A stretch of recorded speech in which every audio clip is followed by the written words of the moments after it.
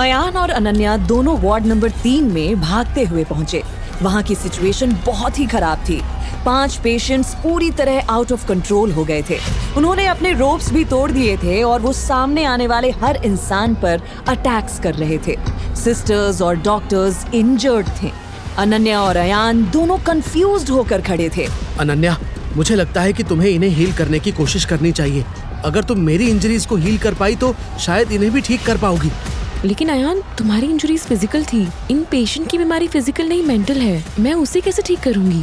अनन्या, मुझे याद है कि जब मैं अजीब तरह से बिहेव कर रहा था तब तुम्हें देखते ही मुझे बहुत रिलैक्स्ड फील हुआ था और मैं नीचे कोलैप्स हो गया। तुमने बस मेरी फिजिकल इंजरीज ही ठीक नहीं की है बल्कि मुझे मेंटली भी क्योर किया है। आई एम वेरी श्योर तुम इन्हें भी ठीक कर पाओगी। मुझे डर लग रहा है अयान। डरो मत, मैं हूं ना तुम्हारे साथ। तुम्हें कुछ नहीं होगा। अगर उनमें से किसी ने भी तुम्हें हाथ भी लगाया तो मैं उन्हें नहीं छोड़ूंगा। Trust me. अनन्या और अयान ने एक मोमेंट के लिए एक दूसरे की तरफ देखा। आंखों ही आंखों में भरोसा था। उसे देखते ही अनन्या को थोड़ा कॉन्फिडेंट फील होने लगा। उसने एक कदम आगे बढ़ाया। उसे पास आता देख पेशेंट्स और भी वायलेंट होने लगे और उसकी तरफ दौड़कर आने लगे। अयान ने पास की एक वुडन चेयर उठा ली और वो स्टांस लेकर तैयार था। अगर किसी ने अनन्या को टच भी किया तो वो उस पर अटैक करने वाला था। लेकिन अनन्या के अंदर एक अलग ही पावर आ चुकी थी। उसने आगे बढ़ते ही कंट्रोल अपने हाथ में ले लिया। Look at me. अनन्या की आवाज सुनते ही वो 5 पेशेंट्स शांत होकर उसकी तरफ देखने लगे। अनन्या बिना घबराए आगे बढ़ी और उसने पहले पेशेंट का हाथ अपने हाथों में लिया। अनन्या का टच होते ही वो पेशेंट किसी छोटे बच्चे की तरह रोने लगे। फिर अनन्या ने उसके सर पर हाथ रखा। ये रोना तुम्हारे लिए जरूरी था। ये सिर्फ आंसू नहीं, तुम्हारे पास ट्रॉमास हैं, पेन है, टॉक्सिसिटी है, दर्द है। सब कुछ तुम्हारी सिस्टम से बाहर निकल रहा है। It is purifying you. तुम्हें अब बहुत शांत और रिलैक्स फील हो रहा है। तुम्हारे माइंड पर किसी और का कंट्रोल नहीं है। तुम्हारा माइंड सिर्फ तुम्हारा है। You are the creator of your world. और अनन्या की बात पूरी होते ही वो पेशेंट जमीन पर गिर गया, जैसे वो एकदम से गहरी नींद में चला गया हो। फिर अनन्या ने बाकी पेशेंट्स के साथ भी बिल्कुल ऐसा ही किया और फाइनली 5 पेशेंट्स को बेड पर लिटाया गया। लगभग आधे घंटे बाद एक पेशेंट को होश आया। अनन्या उसी के बेड के पास ही बैठी थी। Welcome back. अब कैसा लग रहा है? थोड़ी वीकनेस है लेकिन I feel normal again. I can't remember everything. Very good. Don't worry, you are out of danger. Weakness 1-2 दिन तक रहेगी क्योंकि तुम्हारी बॉडी और माइंड बहुत एग्जॉशन और ट्रॉमा से गुजरी है। Give yourself some time, you will be fine. Thank you doctor, आपने मेरी जान बचाई। थैंक यू मुझे नहीं, डॉक्टर अयान से कहना। उन्होंने अगर मुझे कॉन्फिडेंस नहीं दिया होता तो मैं ये कभी नहीं कर पाती। पीछे खड़ा अयान सब सुन रहा था। उसके चेहरे पर एक हल्की सी स्माइल आई, लेकिन सेलिब्रेट करने के लिए ज्यादा टाइम नहीं था। अब भी बहुत सारा काम बाकी था। अयान ने अपने आप को संभाला और वो अनन्या के पास गया। आई नो तुम्हारे लिए भी ये एग्जॉस्टिंग है, लेकिन अगर तुम्हारी हीलिंग पावर्स से हम हॉस्पिटल के बाकी सारे पेशेंट्स को ठीक कर पाएं तो हम सिचुएशन को कंट्रोल कर पाएंगे। बहुत ही अच्छा आइडिया है अयान। इस वक्त मुझे मेरे एग्जॉशन की फिक्र नहीं है। पेशेंट्स जल्दी ठीक होने चाहिए। Let's get going. लेकिन अयान और अनन्या वहां से निकलते इससे पहले ही डॉक्टर पूनम, डॉक्टर राहुल और हॉस्पिटल के बाकी असिस्टेंट डॉक्टर्स और नर्सेज ने दोनों को घेर लिया। डॉक्टर अनन्या, ये तो एकदम किसी मिरेकल जैसा है। तुमने इतनी जल्दी 5 पेशेंट्स को ठीक कैसे कर दिया? डॉक्टर पूनम, मिरेकल जैसा कुछ नहीं होता। मैंने जो किया उसमें कोई बड़ी बात नहीं है।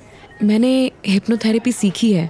मैंने उसी का यूज़ करके पेशेंट को सेल्फ हीलिंग सजेशंस दिए जिससे उनकी मेंटल स्टेबिलिटी वापस आ गई। लेकिन अभी भी वो पूरी तरह से ठीक नहीं हुए हैं।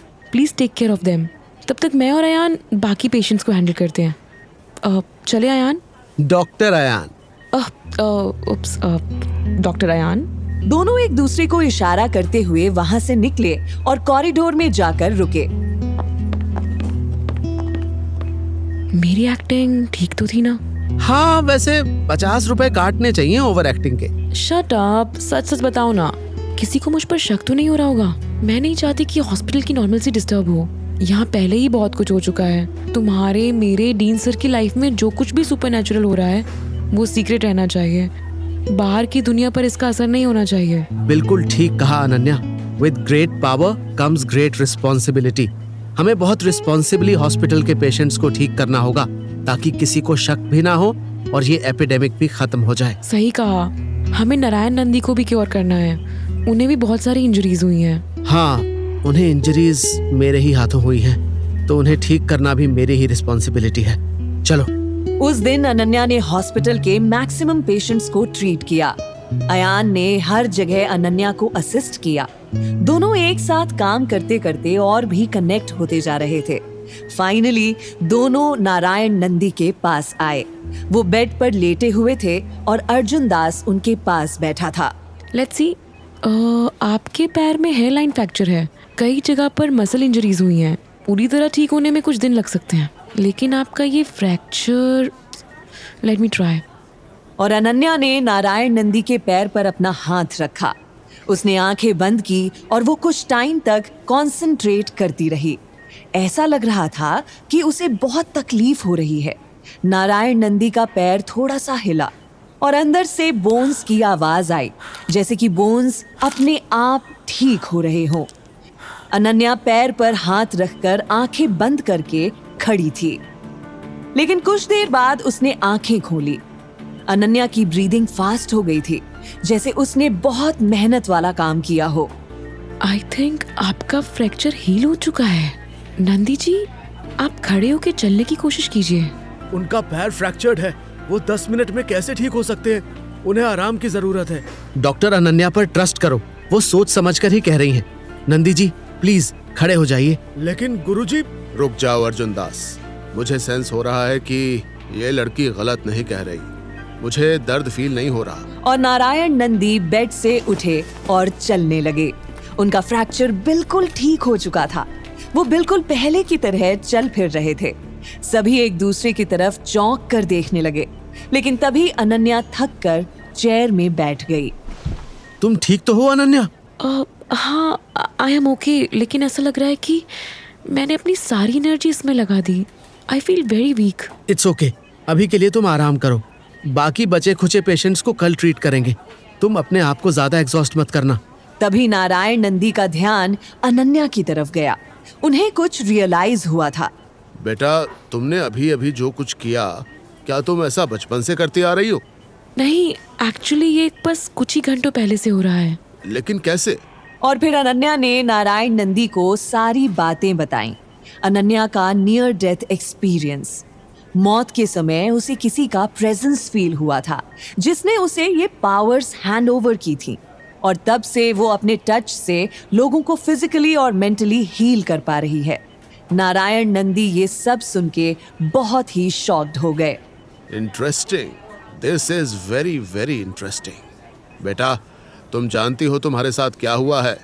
नहीं, मैं अब तक इस पावर को पूरी तरह समझ भी नहीं पाई हूँ। मैं तुम्हें बताता हूँ। शुरुआत से मुझे पता था ऐसा होगा। मैंने देखा था कि भविष्य में हमें हमारा खोया हुआ प्लेयर वापस मिल जाएगा। मेरा प्रेडिक्शन सही निकला। और फिर नारायण नंदी ने अनन्या को ब्लैक वॉर के बारे में बताया। हर 400 साल में एक बार होने वाली ब्लैक वॉर, लाइट और डार्कनेस के बीच की लड़ाई। अनन्या सब कुछ ध्यान से सुन रही थी। उसके लिए ये सब बहुत ही शॉकिंग था। लाइट की तरफ से 7 वॉरियर्स लड़ते हैं। अब तक हम 7 वॉरियर्स कुछ इस प्रकार थे। मैं, नारायण नंदी, तुम्हारे dean doctor Vishwakarma, series, Jennifer, summer, Roy और शालिनी। लेकिन शालिनी की मौत हो गई। अगली ब्लैक वॉर के लिए हमारे पास एक मेंबर कम था। लेकिन अब मुझे सब कुछ समझ में आ रहा है। अनन्या, जब तुम्हें नियर डेथ एक्सपीरियंस हुआ तब तुम मरे हुए लोगों के वर्ल्ड में कुछ देर के लिए थी। वहां तुम्हारी मुलाकात हुई शालिनी से, और उसी ने तुम्हें कुछ पावर्स देकर वापस भेजा है ताकि तुम ब्लैक वॉर में हमारा साथ दे सको। तुम्हारे जरिए हमें हमारी टीम की खोई हुई पावर वापस मिल गई है। इसका मतलब अब मैं भी एक सुपरनैचुरल बीइंग हूँ? हाँ अनन्या, और अब तुम भी हमारे साथ ब्लैक वॉर में हिस्सा लोगी लेकिन ये इतना आसान नहीं है, क्योंकि तुम्हें तुम्हारी पावर्स अभी अभी मिली हैं। तुम्हें अपने आप को ट्रेन करना होगा, अपनी स्ट्रेंथ और वीकनेसेस समझनी होंगी। We have a long way to go and very little time. बस कुछ ही महीनों में ब्लैक वॉर का समय आने वाला है। नंदी जी, अनन्या ने मेरी फिजिकल और मेंटल वुंड्स हील की। उसने बहुत सारे पेशेंट्स को हील किया, लेकिन मैंने एक बात ऑब्जर्व की है कि जब भी वो किसी को हील करती है तब वो खुद भी थोड़ी वीक हो जाती है। ये तो होना ही है अयान। वो अपनी पावर्स दूसरों को ट्रांसफर करके उन्हें हील करती है। इंजरी जितनी सीरियस होगी, अनन्या को उतनी ज्यादा पावर लगानी होगी और वो उतनी ज्यादा थक जाएगी। इसलिए उसे अपने आप का ख्याल रखना होगा। अगर वो किसी और को मौत के मुंह से हील करती है तो उसमें इतनी एनर्जी लग जाएगी कि अनन्या की मौत हो सकती है। इसलिए सोच समझकर अपनी पावर को यूज करना बेटा। मौत के मुंह में तो इस वक्त डीन है। क्या इसका मतलब है कि मैं डीन को अगर हील करने की कोशिश करूं तो मेरी भी मौत हो सकती है? हाँ, क्योंकि उसकी हालत बहुत खराब है। उसे हील करने के लिए बहुत एनर्जी की जरूरत पड़ेगी। तो इसका मतलब मैं डीन को हील नहीं कर पाऊंगी। हाँ, कोई तो रास्ता होगा ना? हाँ, एक रास्ता है। विश्वा को तुम अकेली हील नहीं कर सकती, लेकिन अगर तुम्हें किसी ऐसे सुपरनैचुरल बीइंग का साथ मिल जाए जो बिल्कुल तुम्हारी ही तरह पावर्स पोजेस करते हैं, तो तुम दोनों मिलकर विश्वा को हील कर सकती हो। रियली? कौन है वो दूसरी सुपरनैचुरल बीइंग और कहाँ ढूंढेंगे हम उसे? वो दूसरी सुपरनैचुरल बीइंग है जेनिफर, जिसके पास बिल्कुल तुम्हारी ही तरह हीलिंग पावर्स हैं। हमें उसे ढूंढना होगा।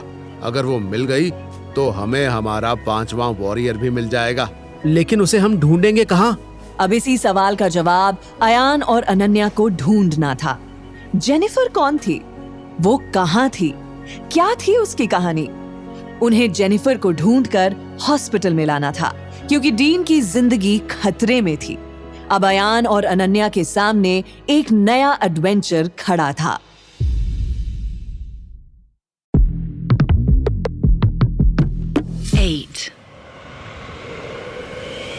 विकराल हॉस्पिटल ग्राउंड्स में खड़ा था। वहां पर उसने अपने दोनों हाथ घुमाए और सामने एक अंधेरी केव दिखने लगी। विकराल उस केव के अंदर चला गया।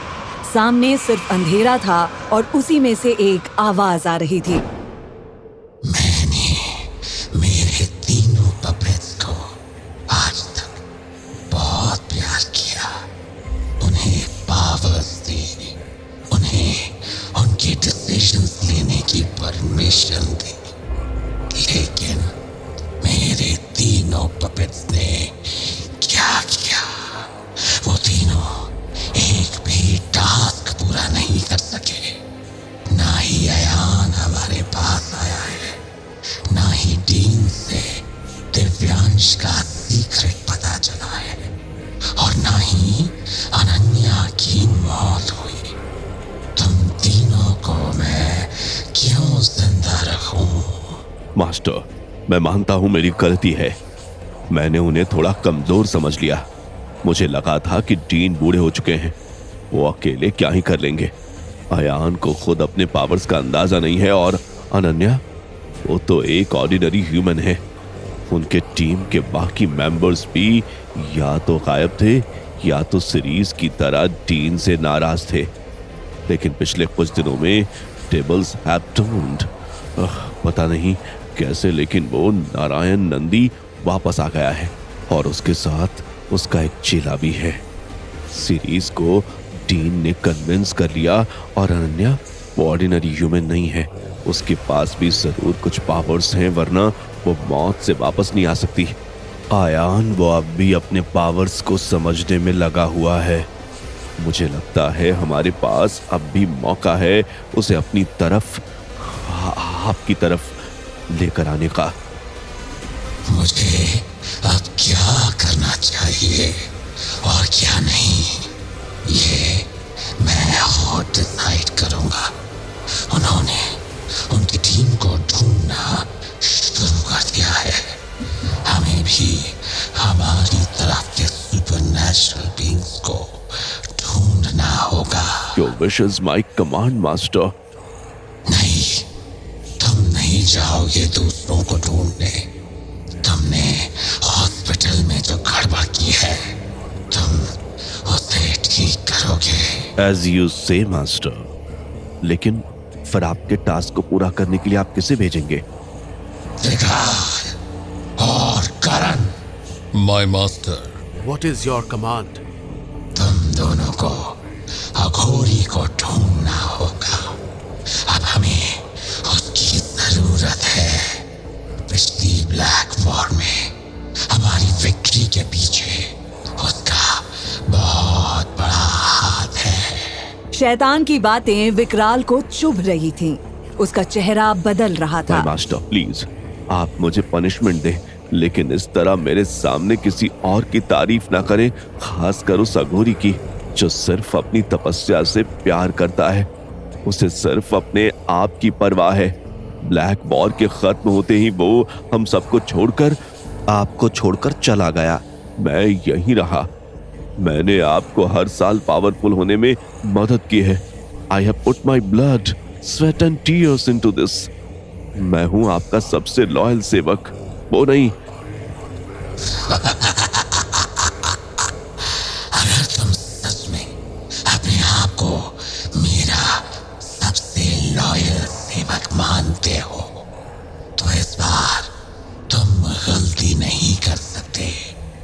याद रखना विकराल, अगर इस बार तुम अपने मिशन से चूक गए तो इसका रिजल्ट ये होगा कि तुम ब्लैक वॉर में हिस्सा नहीं ले पाओगे। ब्लैक वॉर में लड़ने के लिए तुम बचोगे ही नहीं, तुम मेरे हाथों ही मारे जाओगे। इस बार मुझसे कोई गलती नहीं होगी। इस बार अगर तुम तीनों में से किसी एक ने भी गलती की तो इसका रिजल्ट होगा तुम्हारी मौत। अब सुनो विकाल और करण, तुम दोनों जाओगे अघोरी को ढूंढने। लेकिन वो मिलेगा कहाँ? हिमालय में। और जब तक तुम दोनों अघोरी को ढूंढ नहीं लेते तब तक विकराल तुम मेरा एक खास काम करोगे। और फिर त्रिकाल और करण वहां से चले गए और शैतान ने उसका एक सीक्रेट टास्क विकराल को बताया। विकराल के सामने अब एक नई रिस्पॉन्सिबिलिटी थी। इस बार वो कोई गलती नहीं कर सकता था। दूसरी तरफ हॉस्पिटल में नारायण नंदी अयान और अनन्या को ब्लैक वॉर के वॉरियर्स के बारे में बता रहे थे। अनन्या, तुम अकेली डीन को हील नहीं कर सकती। तुम्हें इतनी एनर्जी की जरूरत पड़ेगी कि तुम्हारी मौत हो सकती है। लेकिन अगर तुम्हारे साथ तुम्हारे ही जैसी कोई सुपरनैचुरल बीइंग हो तो तुम दोनों मिलकर कंबाइंड हीलिंग के साथ डीन को ठीक कर सकती हो। और वो सुपरनैचुरल बीइंग है जेनिफर। जेनिफर? कौन है वो? जेनिफर डिकोस्टा।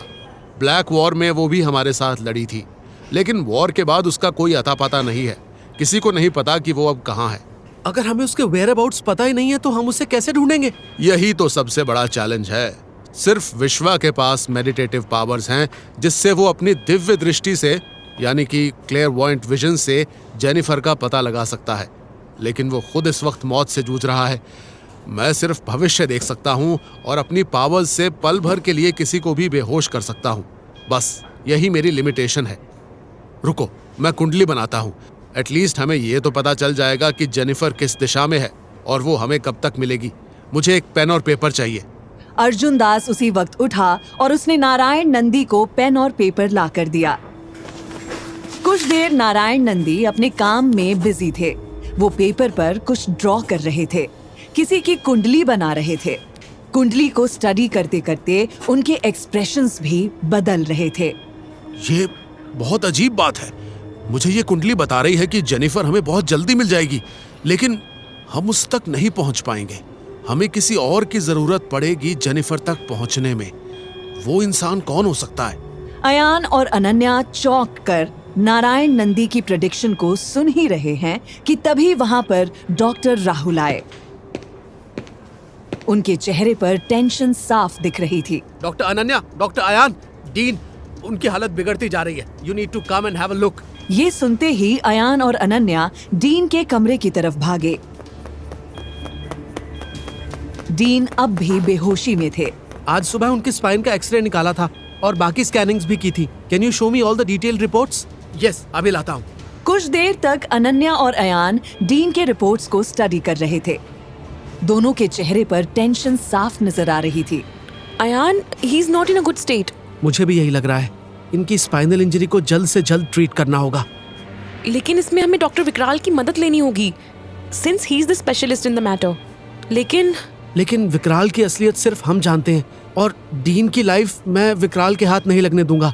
डीन को मैं कुछ भी नहीं होने दूंगा। अयान, डीन ने तुम्हारी मॉम को जान से मारा था। ये जानने के बाद भी तुम डीन की लाइफ को बचाना चाहते हो? ऑफ कोर्स अनन्या, उन्होंने मेरी मॉम के साथ जो किया उसके लिए मैं उन्हें कभी माफ नहीं करूंगा।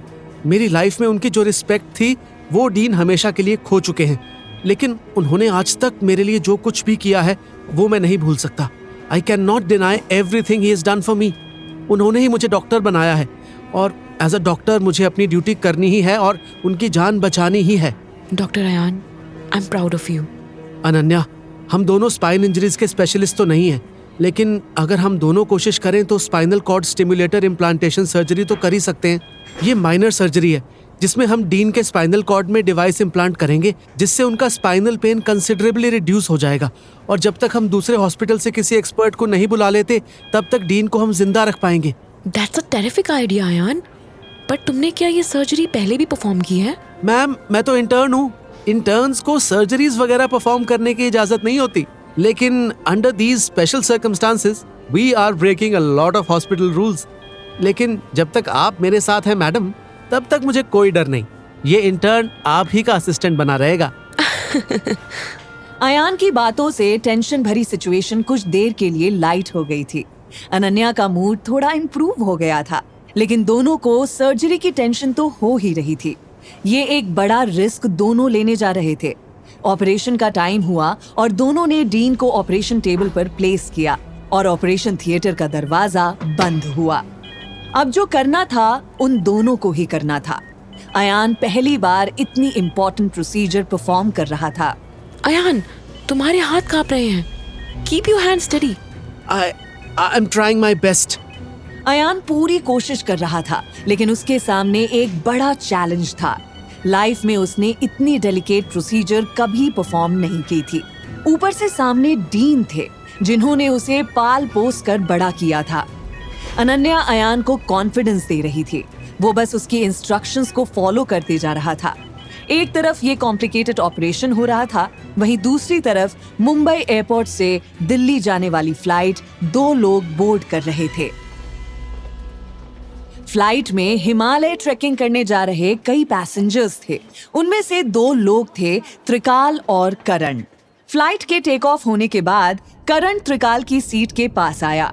दोनों ने एक दूसरे को देखा, लेकिन कोई जान पहचान नहीं दिखाई। This is bullshit. मास्टर को विकराल को इस मिशन पर भेजना चाहिए था। सिर्फ विकराल ही सुपरनैचुरली ट्रैवल कर सकता है। उसे इस तरह ऑर्डिनरी ह्यूमंस की तरह ट्रैवल नहीं करना पड़ता जैसे हम कर रहे हैं। मास्टर ने हमें इस मिशन पर जानबूझकर भेजा है। विकराल को अल्टीमेटम मिला है। उसे हमसे भी ज्यादा खतरनाक और डेडली टास्क दिया गया है। विकराल को अब अपनी जान पर खेलकर मास्टर को प्रूव करना होगा कि वो सच में उनका लॉयल सेवक है।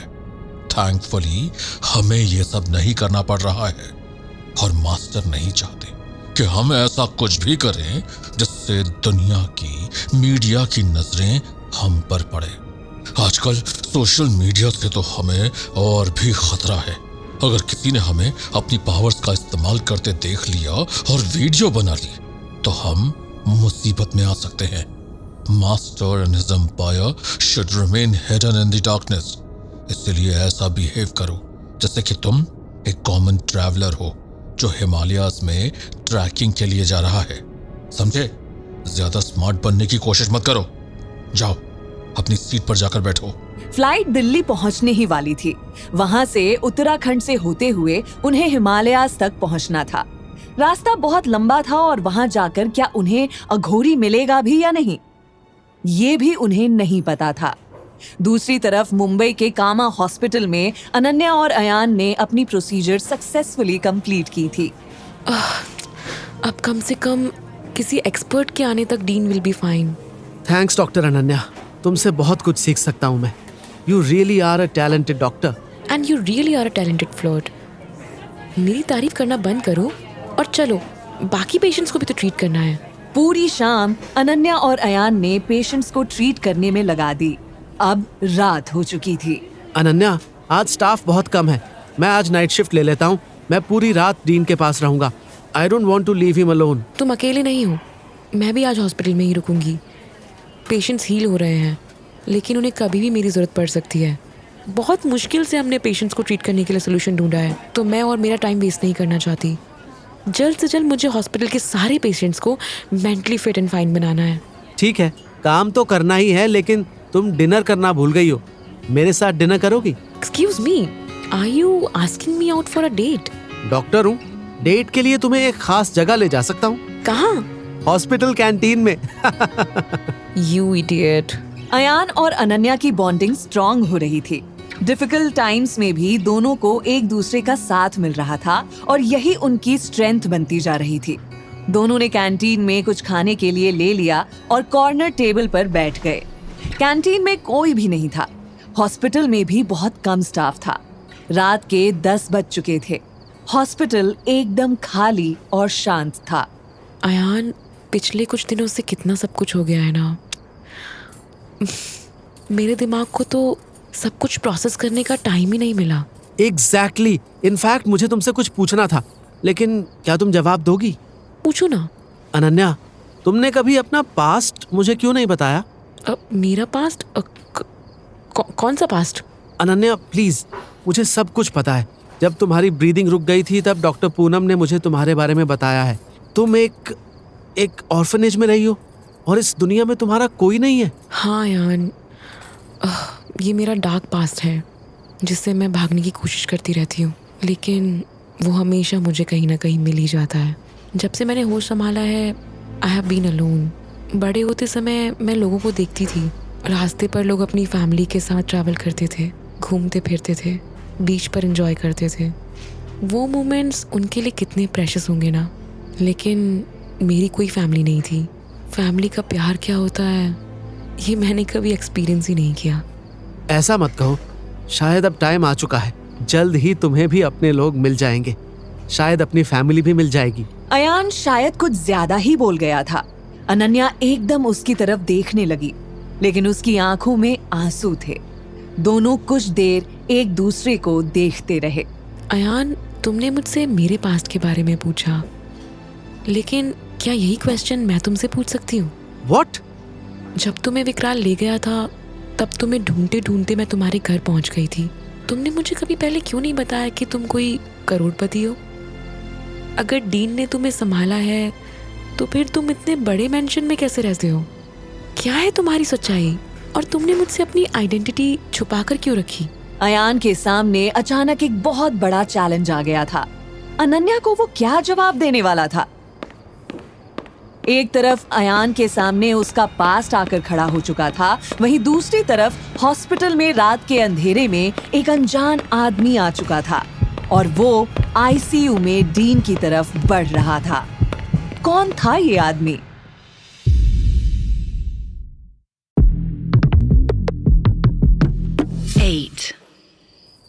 अनन्या और अयान कैंटीन में बैठे थे। बातों बातों में अनन्या ने अयान से ऐसा सवाल पूछ लिया था जिसका जवाब देना उसके लिए बहुत मुश्किल था। अयान, तुमने मुझसे मेरे पास्ट के बारे में पूछा, लेकिन क्या वही क्वेश्चन मैं तुमसे पूछ सकती हूँ? What? जब तुम्हें डॉक्टर विकराल लेके गए थे तो मैं तुम्हें ढूंढते ढूंढते तुम्हारे घर तक पहुंच गई थी। तुमने मुझे कभी क्यों नहीं बताया कि तुम कोई करोड़पति हो? अगर डीन ने तुम्हें संभाला है तो फिर तुम इतने बड़े मेंशन में कैसे रहते हो? क्या है तुम्हारी सच्चाई, और तुमने आज तक मुझसे अपनी आइडेंटिटी क्यों छुपा कर रखी है? अयान के सामने अचानक एक बहुत बड़ा चैलेंज आ गया था। अनन्या को वो क्या जवाब देने वाला था?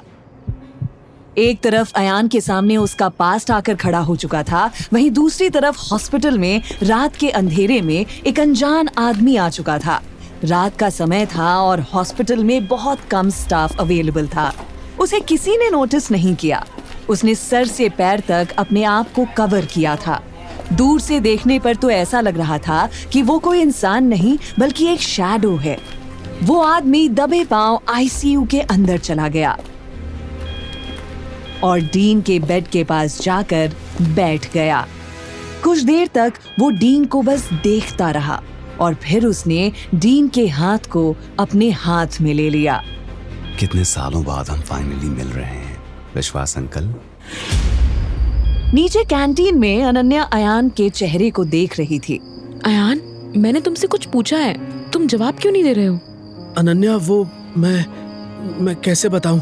अयान, तुम मुझसे कोई बहुत बड़ी बात छुपा रहे हो। प्लीज बताओ मुझे ऐसा लग रहा है जैसे तुम ऑनेस्ट नहीं हो। अनन्या, देखो, मुझ पर यकीन करो, मैं तुम्हें नहीं बता सकता। लेकिन क्यों? इससे पहले कि अयान जवाब देता तभी अनन्या का फोन बीप करने लगा। उसने फोन में देखा और वो एकदम अलर्ट हो गई। ओह माय गॉड अयान, मैंने आईसीयू के कैमरास को अपने फोन पर स्ट्रीम किया है। I can see someone is entering in ICU and it's not a doctor और विजिटर। चलो जल्दी, डीन की जान को खतरा हो सकता है। हाँ, वो विकराल का भेजा हुआ कोई आदमी भी हो सकता है। कम ऑन, लेट्स गो।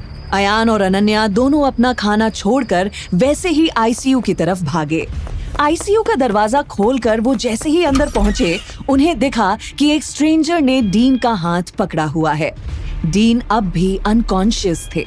तुम जो भी हो, माइंड यू, डीन अकेले नहीं है, हम हैं उनके साथ।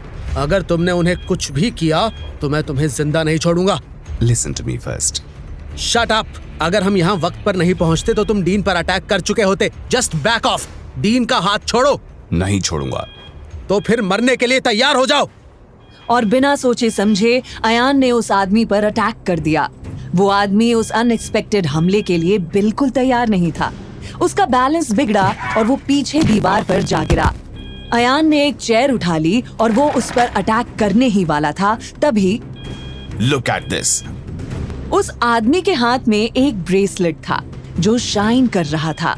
अयान उस ब्रेसलेट को देखते ही एकदम शांत हो गया, क्योंकि कुछ दिनों पहले उसे भी एक ब्रेसलेट मिला था जो बिल्कुल ऐसा ही था। ये bracelet? Yes, exactly. I know तुम्हारे पास भी बिल्कुल ऐसा ही ब्रेसलेट होगा। तुम्हारे पास जो ब्रेसलेट है वो तुम्हारी माँ शालिनी का है। लेकिन इस ब्रेसलेट का क्या सिग्निफिकेंस है? मुझे कुछ समझ नहीं आ रहा। वो सब मैं तुम्हें बाद में समझाऊंगा। फॉर नाउ बस इतना समझ लो कि ब्लैक वॉर में पार्टिसिपेट करने वाले हर वॉरियर के पास ऐसा ही एक ब्रेसलेट होता है। इसका मतलब तुम भी एक वॉरियर हो? हाँ, मैं भी एक वॉरियर हूँ जो पिछले ब्लैक वॉर में डीन की टीम में था। मेरा नाम है रॉय। रॉय कौन था और कहां से आया था? उसके आने का मकसद क्या था? ये सारे सवाल अयान के सामने थे। एक तरफ हॉस्पिटल में रॉय पहुंच गया था तो दूसरी तरफ दिल्ली से निकली हुई एक बस में त्रिकाल और करण ट्रैवल कर रहे थे। रात का टाइम था, सारे पैसेंजर्स सो चुके थे। त्रिकाल खिड़की के बाहर के अंधेरे को देख रहा था। करण, बाहर देख, तुझे अंधेरी खाई के अलावा कुछ नहीं दिखेगा।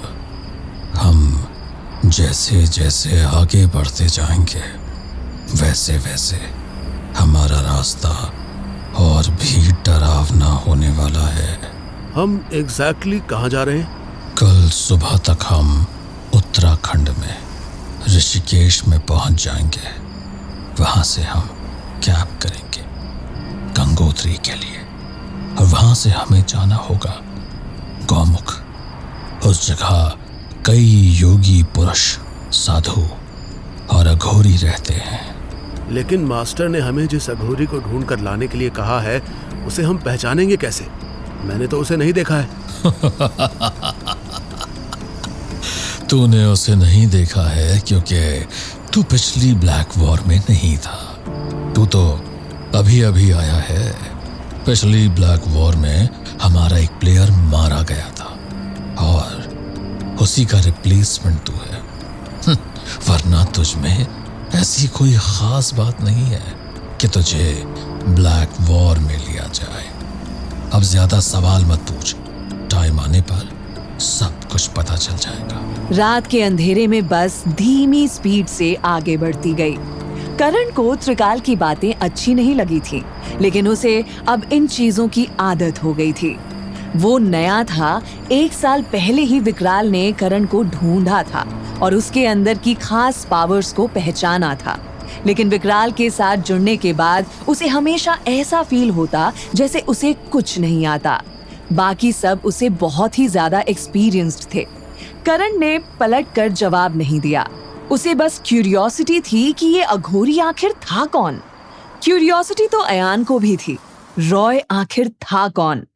आईसीयू का साइलेंस उनकी आवाजों से डिस्टर्ब हो चुका था। श्श, देखो, मुझे लगता है कि हमें बाहर जाकर बात करनी चाहिए।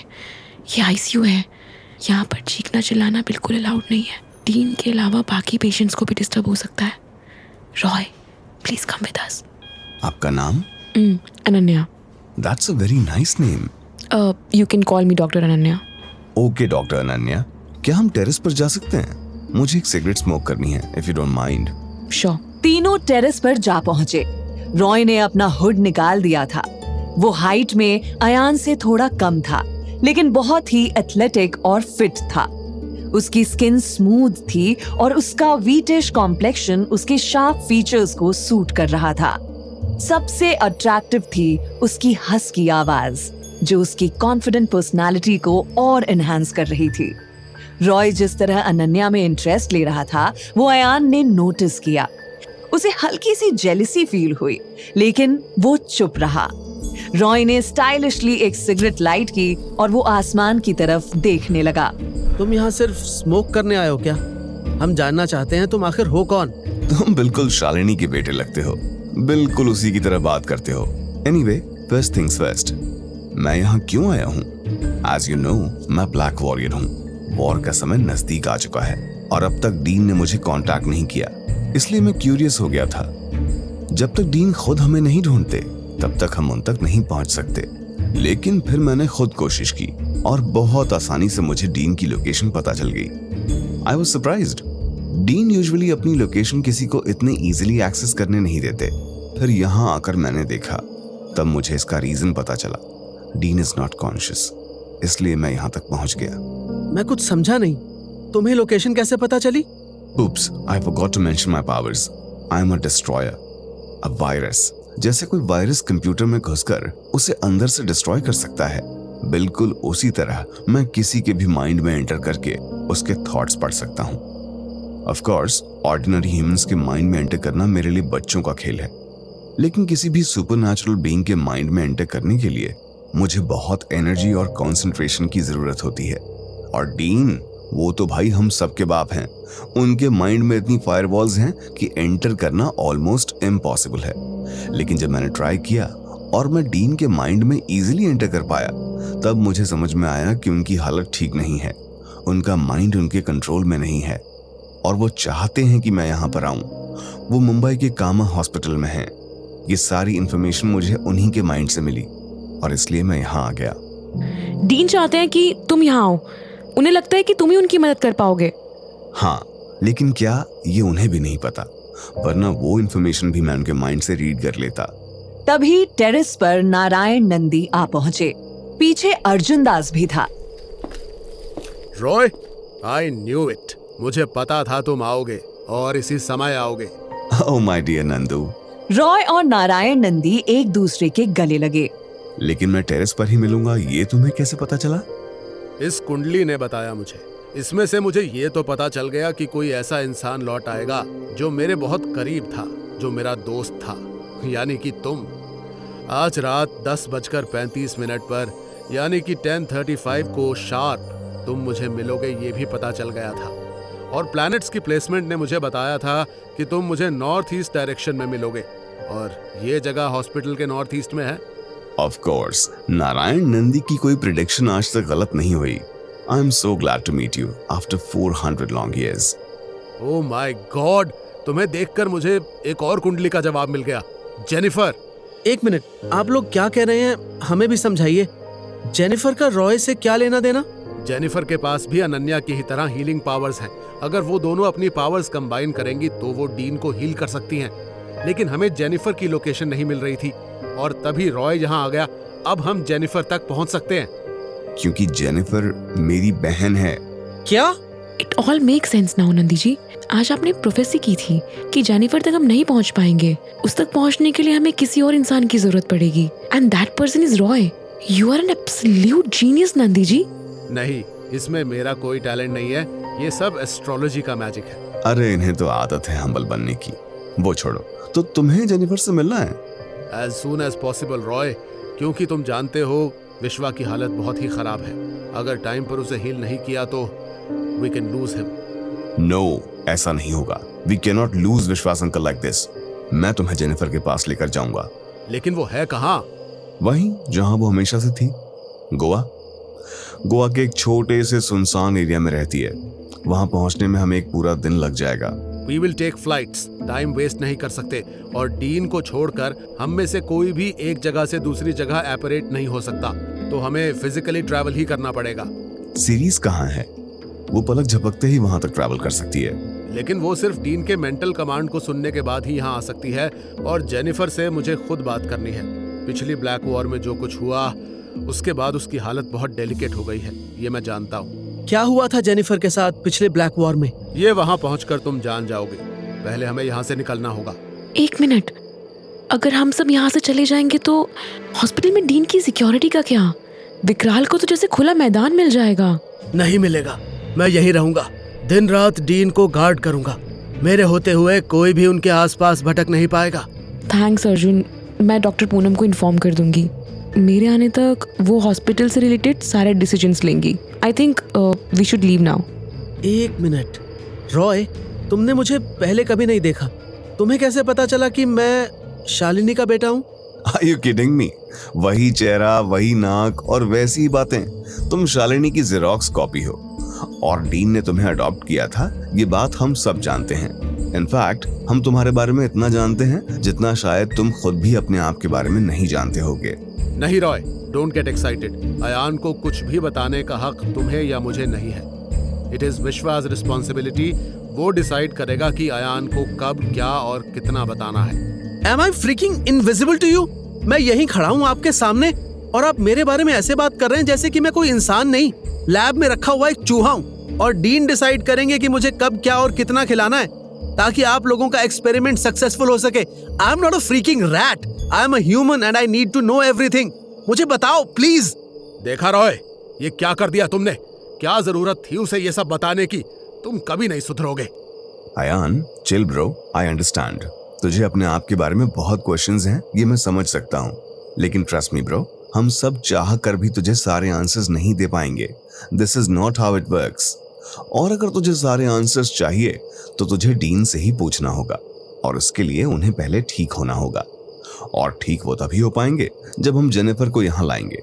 सो please listen to me, we need to move right now. ठीक है, मैं तब तक कुछ नहीं कहूंगा जब तक डीन ठीक नहीं हो जाते।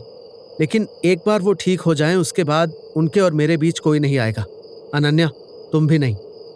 अनन्या ने अयान के शोल्डर पर हाथ रखा और उसे शांत होने का इशारा किया। सभी टेरेस से नीचे उतरे। अनन्या ने डॉक्टर पूनम को फोन करके हॉस्पिटल बुला लिया। ड्रॉर से अपना पासपोर्ट और नेसेसरी डॉक्यूमेंट्स ले लिए और हॉस्पिटल से बाहर निकलने के लिए सभी एंट्रेंस गेट तक आए। आई हैव अ कार, उसमें हम सब फिट हो जाएंगे। कम ऑन, लेट्स लीव। अर्जुन, मैं डीन की सिक्योरिटी की रिस्पॉन्सिबिलिटी तुम पर छोड़कर जा रही हूँ। Please take care of him. Don't worry, मैं उन्हें एक स्क्रैच भी आने नहीं दूंगा। रॉय की कार में बैठकर वो सब हॉस्पिटल से बाहर निकले, लेकिन तभी अंधेरे में उनके सामने कोई आकर खड़ा हो गया। विकराल ने उनका रास्ता रोका था।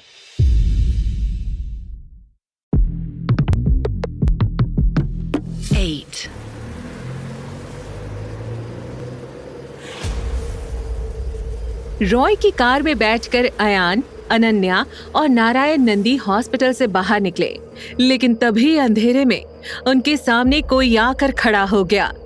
कार की हेडलाइट्स की रोशनी में उन्हें एक चेहरा दिखाई दिया। ये तो विकराल है। इसकी तो इसे हमेशा गलत वक्त पर बीच में टांग अड़ाने की आदत है। रॉय, काम डाउन, मैं विकराल से बात करता हूँ। Nandi, I am telling you, ये विकराल कभी सुधरने वाला नहीं है। इसके ऊपर गाड़ी चढ़ा देता हूँ, जो होगा देखा जाएगा। नहीं रॉय, ऐसा मत करना।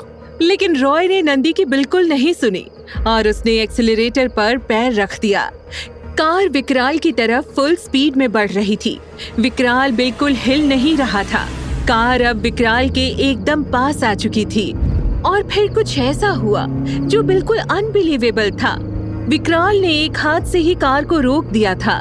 रॉय की कार बंद पड़ गई और इम्पैक्ट की वजह से कार थोड़ी पीछे चली गई। सभी को थोड़ी इंजरीज भी हुई। इसके पास नई पावर्स आ गई हैं, लेकिन कैसे? हाँ, मेरे पास नई पावर्स आई हैं क्योंकि हमारे मास्टर हमारा पूरा ख्याल रखते हैं। तुम्हारा मास्टर कहाँ है? आज तक हमने तो उसे नहीं देखा। क्या हुआ, तुम सभी को छोड़ के भाग गया क्या वो? विकराल की बातें सुनकर रॉय और नंदी कार से नीचे उतरे और उनके पीछे पीछे अनन्या और अयान भी। हमारा कोई मास्टर नहीं है। हम गुलाम और मालिक जैसे कॉन्सेप्ट्स को नहीं मानते। यहाँ लाइट में सब इक्वल है। और हाँ, हम अकेले नहीं हैं। एक ऐसी यूनिवर्सल पावर है जो हमेशा हमारा ख्याल रखती है। अच्छा, तो कहाँ है वो सो कॉल्ड यूनिवर्सल पावर? तेरे लिए वो यहाँ नहीं आने वाली और हमें तुझे प्रूव करने की जरूरत भी नहीं है। हमारे रास्ते से हट जा विकराल। पिछली बार तो तुम सब भाग गए थे, लेकिन इस बार मैं किसी को नहीं छोड़ूंगा। I won't let you go. और विकराल ने किसी को सोचने का वक्त ही नहीं दिया। उसने अपने दोनों हाथ उठाए और उनसे रेड कलर की एनर्जी निकलने लगी। उस एनर्जी का कांटेक्ट नंदी और रॉय से होते ही उन्हें वीक फील होने लगा और वो थोड़ा पीछे हट गए।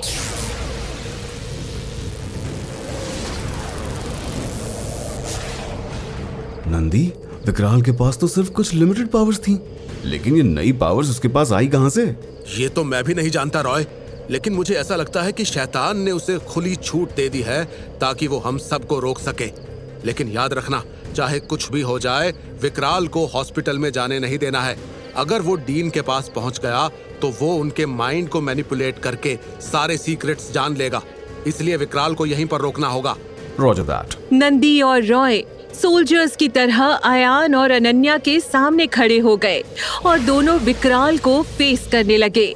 विकराल उन पर अपनी एनर्जी बीम्स छोड़ रहा था और रॉय उन बीम से बचने की कोशिश कर रहा था। नारायण नंदी अपनी आंखें बंद करके अपनी थर्ड आई को एक्टिवेट करने की कोशिश कर रहे थे। रॉय, मैं पूरी कोशिश कर रहा हूँ कि अपनी थर्ड आई एक्टिवेट करके विकराल को कुछ सेकंड्स के लिए हिप्नोटाइज कर दूं, जैसे पिछली बार किया था। लेकिन इस बार विकराल पर कोई असर नहीं हो रहा। मुझे समझ नहीं आ रहा कि उससे मैं किस तरह डील करूं। ओह my God, Nandi, look at विकराल, वो और भी पावरफुल हो रहा है। रॉय सही कह रहा था। सभी लोग शॉक्ड होकर विकराल की तरफ देखने लगे।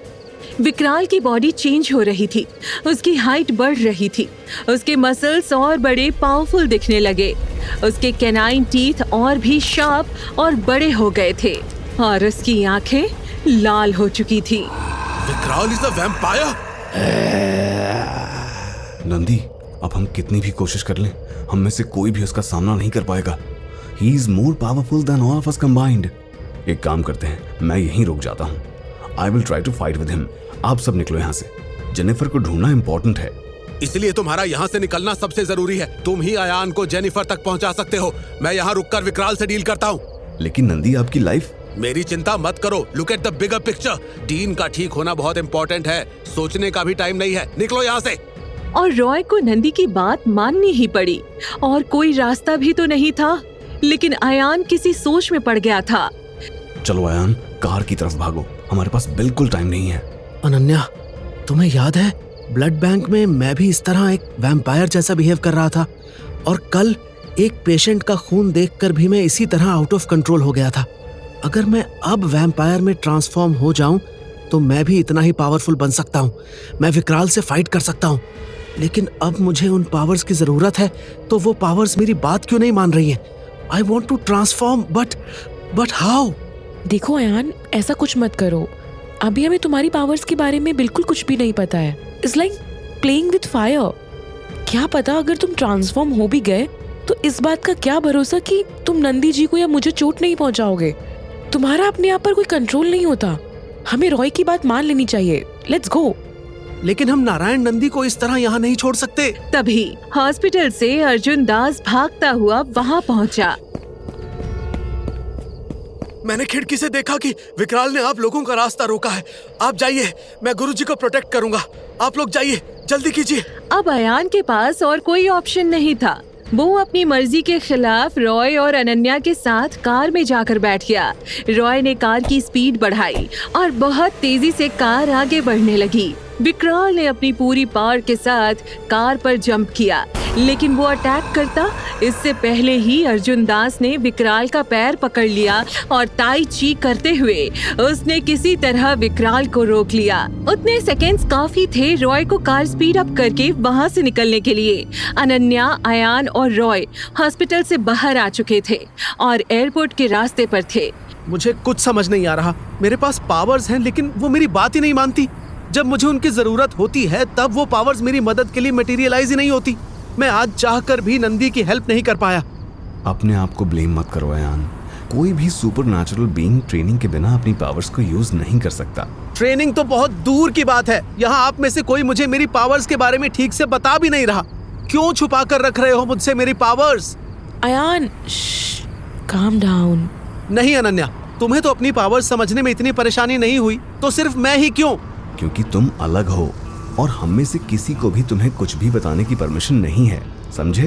अब चिल्लाना बंद करो। We have task to do. हमें जेनिफर को ढूंढना है, उसे हॉस्पिटल लेकर आना है और डीन को ठीक करना है। और तब तक नंदी का क्या? लेट्स प्रे कि वो तब तक जिंदा रहे। रॉय अब एयरपोर्ट तक पहुंच गया था। एयरपोर्ट पर सारी फॉर्मेलिटीज पूरी करके, डॉक्यूमेंट सबमिट करके, इमरजेंसी टिकट्स लेकर वो तीनों फ्लाइट्स के टेक ऑफ करने का वेट कर रहे थे। अयान बहुत हेल्पलेस फील कर रहा था। दूसरी तरफ हॉस्पिटल के ग्राउंड्स में नारायण नंदी और अर्जुन दास अपनी जान पर खेलकर विकराल को रोकने की कोशिश कर रहे थे, लेकिन विकराल अब उनके कंट्रोल में नहीं था। गुरुजी, हम दोनों मिलकर इसे नहीं रोक पाएंगे। He is a vampire. I know Arjun, हम इससे जीत तो नहीं पाएंगे। हमें बस इसे हॉस्पिटल जाने से रोकना है, वरना बहुत सारे इनोसेंट लोगों की जान चली जाएगी। मैं थक चुका हूँ। I don't think I'll be able to fight anymore.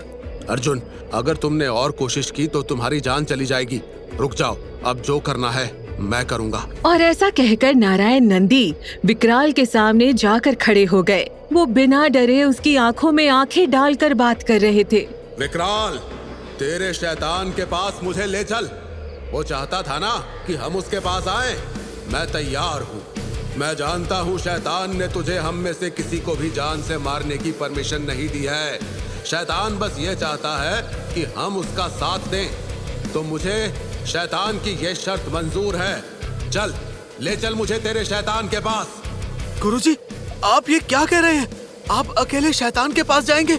आपकी जान को खतरा है। मैं भी चलूंगा आपके साथ। नहीं अर्जुन, मैं जो कहता हूँ वही कर। तू मेरे साथ नहीं आ सकता। विश्वा का ख्याल तुझे ही रखना है। तेरी यहाँ जरूरत है। स्टूडेंट टीचर के साथ हर जगह नहीं जा सकता। कुछ ऐसे चैलेंजेस भी होते हैं जिन्हें मुझे अकेले ही फेस करना होगा। और एक आखिरी बात, अगर मैं जिंदा वापस नहीं लौटा तो थिरुवन्नामलाई में एस्ट्रोलॉजी की पढ़ाई रुकनी नहीं चाहिए। मेरी लेगेसी को तुम आगे बढ़ाओगे, समझे? लेकिन गुरुजी, आप रुक जाइए। लेकिन नारायण नंदी ने अर्जुन दास की बात नहीं मानी और वो विकराल की तरफ बढ़ते गए। विकराल खुशी से पागल हो चुका था। उसने नारायण नंदी का हाथ पकड़ा और उसी वक्त दोनों वहां से गायब हो गए।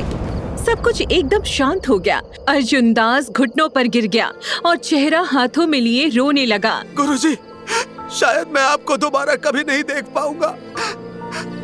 अर्जुन दास अब अकेला हो गया था।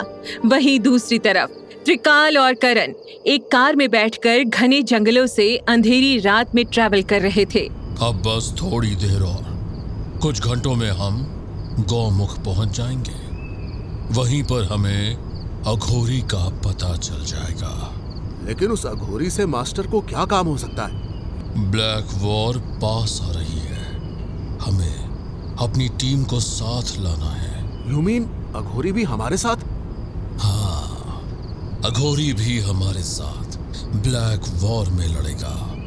उसके पास ऐसी तांत्रिक पावर्स हैं जिसका अंदाजा हम में से कोई नहीं लगा सकता। जब तुम उसे मिलोगे तब तुम्हें भी पता चल ही जाएगा। एक तरफ करण और त्रिकाल अघोरी के बहुत पास आ चुके थे, दूसरी तरफ नारायण नंदी ने अपने आप को सैक्रिफाइस कर दिया था और वो विकराल के साथ शैतान के पास चले गए थे। अर्जुन दास डरावनी रात में आईसीयू में डीन के पास बैठकर उन्हें प्रोटेक्ट कर रहा था और अयान, अनन्या और रॉय गोवा एयरपोर्ट पर पहुंच गए थे। एयरपोर्ट से बाहर निकलकर उन्होंने एक टैक्सी ले ली और सुबह के 4 बजे वो गोवा के इंटीरियर्स में ट्रैवल करने लगे। अयान, अनन्या, कुछ ही देर में हम जेनिफर से मिलने वाले हैं, लेकिन जेनिफर से जुड़ा एक बड़ा सीक्रेट है जो मैंने तुम्हें अभी तक नहीं बताया है। रॉय की टोन ही चेंज हो गई थी। अयान और अनन्या रॉय पर भरोसा करके गोवा के इंटीरियर्स में पहुंच तो गए थे, लेकिन वहां उनके साथ क्या होने वाला था? क्या रॉय पर भरोसा करना उनकी कोई गलती थी? क्या था जेनिफर से जुड़ा सीक्रेट? अयान के सामने एक नया चैलेंज था।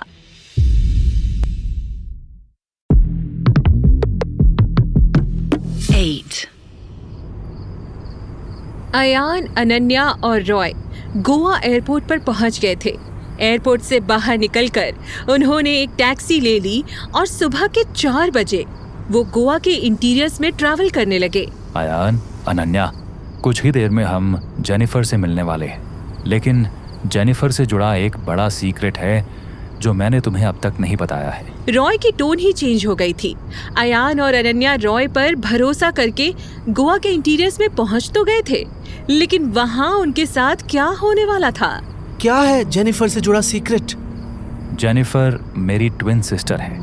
हम दोनों दिखने में एकदम एक जैसे हैं, लेकिन क्या रॉय? लेकिन मैं जेनिफर के घर में एंटर नहीं कर सकता। मैं तुम दोनों को उसके घर के दरवाजे तक ही छोड़ सकता हूँ। तुम दोनों को अंदर जाना होगा और जेनिफर को सारी बातें बताकर उसे कन्विंस करना होगा। लेकिन ऐसा क्यों? हमें तो लगा था कि तुम्हारे होते हुए हमारा काम आसान हो जाएगा। तुम जेनिफर के घर में क्यों नहीं जा सकते? क्या तुम दोनों इतने साल एक साथ नहीं रह रहे थे? देखो, वो एक लंबी कहानी है, फिर कभी बताऊंगा। फिलहाल बस इतना समझ लो कि मैं जेनिफर के पास नहीं जा सकता। जो भी करना है तुम दोनों को ही करना है। लेकिन मैं तो पिछली ब्लैक वॉर में था भी नहीं। मैं ठीक से जानता भी नहीं हूँ किसी को। मैं कैसे उन्हें कन्विंस करूंगा? तुम अपने आप को सच में बहुत ही अंडर एस्टिमेट करते हो Ayaan. I know you will be able to do this. Thanks for your support, लेकिन मैं फिर भी फेल हो गया तो जेनिफर से कहना कि do it for the greater good. वो पक्का मान जाएगी। अयान को कुछ ठीक से समझ नहीं आ रहा था, लेकिन अब ज्यादा वक्त भी नहीं था। उनकी कार जेनिफर के घर के पास आ चुकी थी। समंदर की वेव्स की धीमी आवाज सुनाई दे रही थी। जेनिफर एक छोटे से ट्रेडिशनल कैथोलिक घर में रहती थी। वो घर इतना सेक्लूडेड था कि ऐसा लग रहा था जैसे ये जगह अभी भी मेडिएवल टाइम्स में ही है। रॉय ने कार रोक दी। गुड लक गाइज, तुम उसे मनाकर बाहर ले आना, मैं तुम्हें यहीं मिलूंगा। अयान और अनन्या धीरे धीरे आगे बढ़े। घर के वेरेंडा में आने के बाद उन्होंने देखा कि आसपास खूबसूरत पौधे और फूल थे। घर का इंटीरियर एकदम पुराना था, विंटेज वाइब दे रहा था। अनन्या, घर का दरवाजा तो खुला ही है, क्या हमें अंदर जाना चाहिए? नहीं अयान, मैनर्स कहाँ गए तुम्हारे? डोरबेल होगी ना? नहीं, डोरबेल नहीं है। तो दरवाजा खटखटाते हैं। दोनों की आपस में खुसफुस चल रही थी। तभी अचानक उन पर अटैक हुआ। कोई उन्हें एक स्टिक से मार रहा था। अयान को स्टिक की मार पड़ी और वो पीछे गिर गया। अनन्या उसे बचाने के लिए भागी। Go away. Who are you? Just go away. Shoo, shoo. क्या आप जेनिफर हैं? जेनिफर ये सुनते ही एकदम शांत हो गई। जेनिफर लगभग रॉय के ही एज की थी, इन हर लेट 20s और अर्ली 30s, लेकिन वो रॉय से एकदम ऑपोजिट थी। उसने एक फ्लावरी ड्रेस पहन रखा था। उसके घने कर्ली बाल उसने अनटाइडी तरीके से बांध रखे थे और उसके हाथ में एक स्टिक थी। अनन्या को कुछ सेकंड बाद रियलाइज हुआ कि जो ब्लाइंड लोग यूज करते हैं वो वैसी स्टिक थी। आई एम सॉरी, हमें खुद को इंट्रोड्यूस करना चाहिए था। We didn't know that I am blind. That's fine. Actually गलती आप दोनों की भी नहीं है।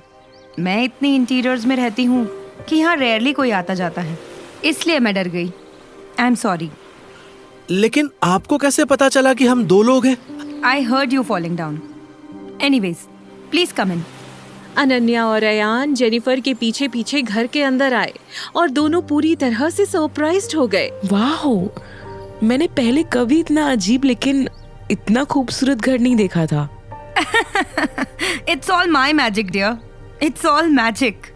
जेनिफर अंदर किचन में चली गई, लेकिन अनन्या को उसकी बात कुछ समझ नहीं आई। फिर उसने जेनिफर के घर को क्लोजली ऑब्जर्व किया। हर दीवार पर खूबसूरत सिंबल्स बने थे। एक दीवार तो पूरी तरह से कलरफुल कैंडल से डेकोरेटेड थी। कहीं पर सीलिंग से ओरिगेमी किया अलग अलग शेप्स लटक रहे थे, तो कहीं पर एब्सर्ड पेंटिंग्स बनी हुई थी।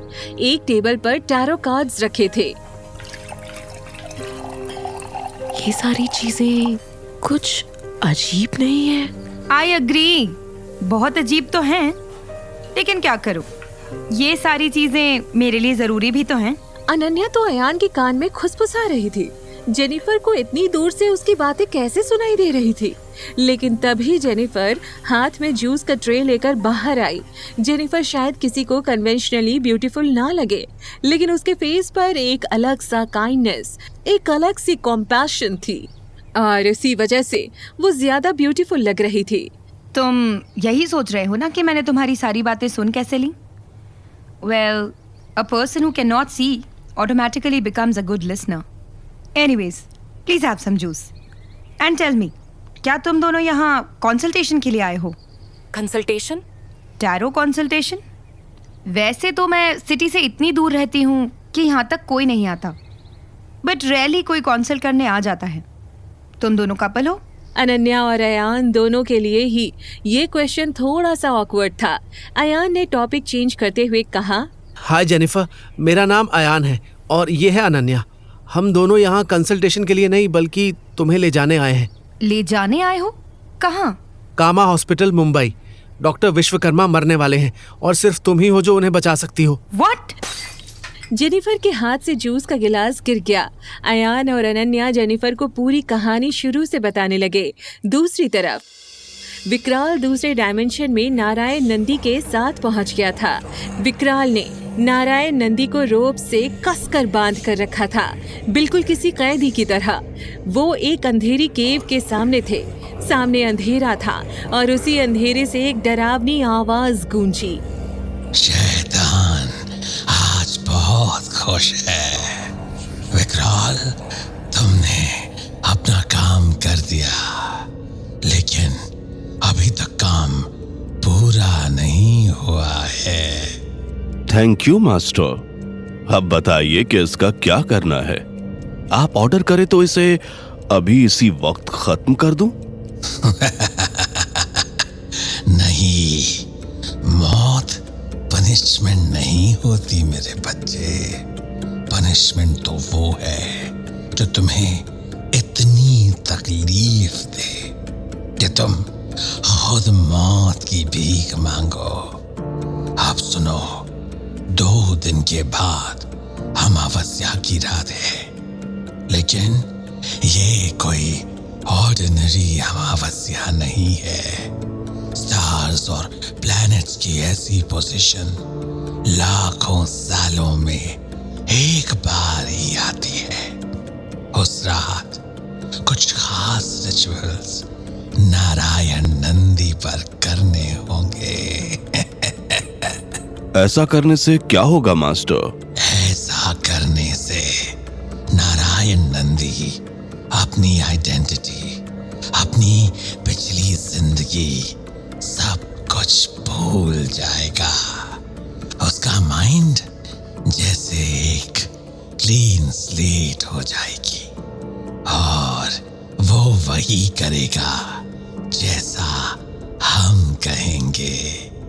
He will be our puppet। Black war में हमारी तरफ से लड़ने वाले सोल्जर्स अब 7 नहीं 8 होंगे। That's a wonderful plan. लेकिन ये रिचुअल कौन से हैं? और उन्हें मैं कैसे करूंगा? उन रिचुअल्स को तुम नहीं, कोई और करेगा। अघोरी एक वही जानता है वशीकरण की पूरी विधि। नारायण नंदी बेहोश थे। शैतान का प्लान सक्सेसफुल होता जा रहा था। दूसरी तरफ त्रिकाल और करण गंगोत्री पहुंच गए थे। दोनों एक छोटे से होटल रूम में बैठे थे। ये ठंड तो बढ़ती ही जा रही है। गौमुख में तो इससे ज्यादा ठंड होगी। कभी कभी इतनी ठंड होती है कि घर से बाहर ना निकल सको, लेकिन वो अघोरी वहीं पर बिना कपड़ों के घूमता है। उसे न भूख लगती है न प्यास। सच कहूं तो मुझे उससे थोड़ा थोड़ा डर लग रहा है। मुझे तो तू लगता ही है डरपोक।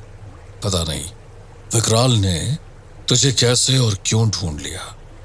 मुझे तो नहीं लगता कि तू ब्लैक वॉर में टिक पाएगा। कल अघोरी खुद तुझे तेरी औकात दिखा देगा। तेरे जैसे फट्टू लोगों को और भी डराने में तो उसे बहुत मजा आता है। लेकिन उसे गोमुख में ढूंढेंगे कहाँ? उस बात की टेंशन तू मत ले। अघोरी को मैं जानता हूं। उसे कैसे ढूंढना है वो तू मुझ पर छोड़ दे। सिर्फ आज की रात है हमारे पास। जितना आराम करना है कर ले। कल से बिल्कुल वक्त नहीं मिलने वाला। त्रिकाल और करण ठंड में खिड़की के बाहर देख रहे थे तो दुनिया के दूसरे कोने में गोवा के एक इंटीरियर में अनन्या और अयान जेनिफर को सब कुछ समझाने में लगे हुए थे। तो इसका मतलब विश्व अंकल ऑलमोस्ट मरने वाले हैं।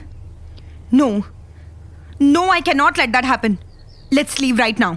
जेनिफर, सभी कह रहे थे कि डीन सर सिर्फ और सिर्फ तुम्हारी वजह से ठीक हो सकते हैं, लेकिन तुम असल में कौन हो मैं जानना चाहता हूँ। आई am a which and I practice witchcraft.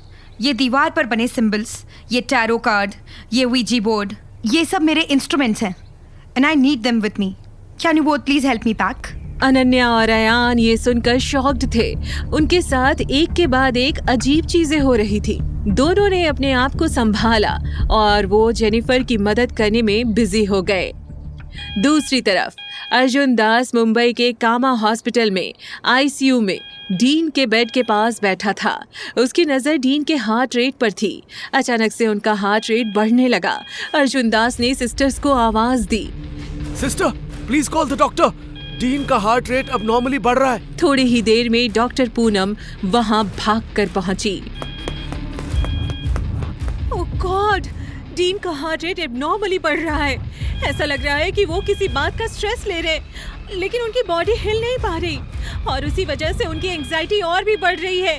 Sister, doctor Rahul को बुलाओ। Tell him it's an emergency. Dean sir please hang on. आपको कुछ घंटे और अपने आप को रोके रखना है। Please don't let go. Ayaan जल्दी ही आ जाएगा। आप दोबारा ठीक हो जाएंगे। Please please don't let go. Arjun Das अकेला था। वो डीन को तसल्ली देने के अलावा और कुछ नहीं कर सकता था। वहाँ गोवा में जेनिफर की पैकिंग पूरी हो चुकी थी। अयान ने जेनिफर के सूटकेस उठाई और अनन्या जेनिफर की हेल्प करने लगी। तीनों मिलकर घर के बाहर आए। बाहर थोड़ी देर पर रॉय की कार खड़ी थी। उन तीनों को देखते ही वो अलर्ट हो गया, लेकिन उसी मोमेंट जेनिफर भी अलर्ट हो गई। एक minute, I can sense that यहाँ पर हम तीनों के अलावा भी कोई है। Who is he? I am sure वो कोई मर्द ही है। वो जेनिफर, हम तुम्हें बताने ही वाले थे कि I can smell him. It's Roy. Roy, क्या तुम हो? हाँ, मैं हूँ। तुम यहाँ क्या कर रहे हो? मैंने पिछली बार जो तुमसे कहा था वो तुम भूल गए? मैं तुम्हें ना ही कभी मिलना चाहती हूँ और ना ही तुम्हारे आसपास होना चाहती हूँ। Just go away. लेकिन जेनिफर, मेरी बात तो सुनो। तुम दोनों ने मुझे बेवकूफ बनाया। अगर मुझे पता होता कि ये भी यहाँ होने वाला है तो मैं तुम दोनों के साथ चलने के लिए कभी तैयार नहीं होती। I hate you, Roy. You know I hate you. Just get lost. Jennifer, आखिर रॉय और तुम्हारे बीच ऐसा क्या हुआ है जो रॉय तुम्हारे घर में एंटर भी नहीं कर सकता? What is the matter? मुझे तुम दोनों को कुछ भी बताने की जरूरत नहीं है। You have lost my trust. मैं तुम्हारे साथ नहीं आ रही. You all can go to hell. और जेनिफर वापस अपने घर की तरफ लौटने लगी। अयान का दिल जोर जोर से धड़क रहा था। डीन को बचाने में देरी हो गई तो जेनिफर के बिना वो डीन को ठीक कैसे करेंगे? एक तरफ अयान को ये समझना था कि आखिर रॉय और जेनिफर के बीच ऐसा क्या हुआ था, वहीं दूसरी तरफ नारायण नंदी की 2 दिन में बलि चढ़ने वाली थी। त्रिकाल और करण अघोरी के करीब आ पहुंचे थे और डीन अपनी जिंदगी के लिए फाइट कर रहे थे।